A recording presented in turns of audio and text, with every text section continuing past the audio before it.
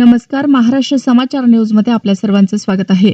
परभणी हिंगोली जिल्हा मध्यवर्ती सहकारी बँकेच्या निवडणुकीत इतर शेती संस्था मतदारसंघातून अपक्ष उमेदवार आणि शिवसेनेचे आमदार सईद खान उर्फ गब्बर खान यांनी अटीतटीच्या लढतीत दमदार विजय मिळवत पुन्हा एकदा आपल्या मजबूत जनधाराचा आणि नेतृत्वाचा ठसा उमटवला आहे.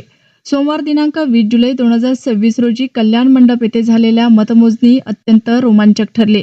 निकालाबाबत आक्षेप घेतल्यानंतर फेर मतमोजणी करण्यात आली. मात्र दुसऱ्यांदा मतमोजणी होऊनही निकालात कोणताही बदल झाला नाही आणि आमदार सईद खान यांच्या विजयावर अधिकृत शिक्कामोर्तब करण्यात आले.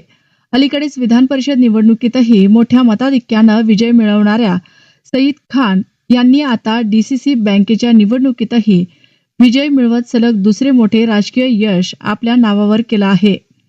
या विजयामुळे त्यांचा प्रभाव केवळ परभणी किंवा पाथरीपुरता मर्यादित नसून महाराष्ट्रभर एक लोकप्रिय आणि प्रभावी प्रतिनिधी म्हणून त्यांची ओळख अधिक बळकट होत असल्याची चर्चा आहे.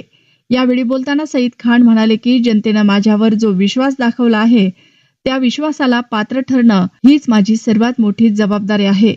विकास कामांच्या माध्यमातून जनतेच्या अपेक्षा पूर्ण करण्यासाठी मी पूर्वीपेक्षाही अधिक जोमानं काम करणार आहे. प्रतिनिधी परवेश शेख, परभणी. सर्वसामान्य शिवसेनेची जीत आहे बँकेच्या. बघा, आम्ही काय इतके मोठे लोक नाहीये, सर्वसामान्य लोक, गरीब लोक आहे.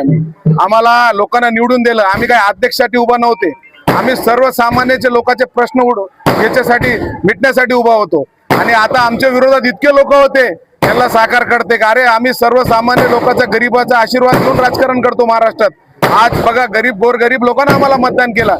आमचे सन्माननीय खासदार साहेब इथं राहिले असत हे चित्र वेगळं राहिलं असता.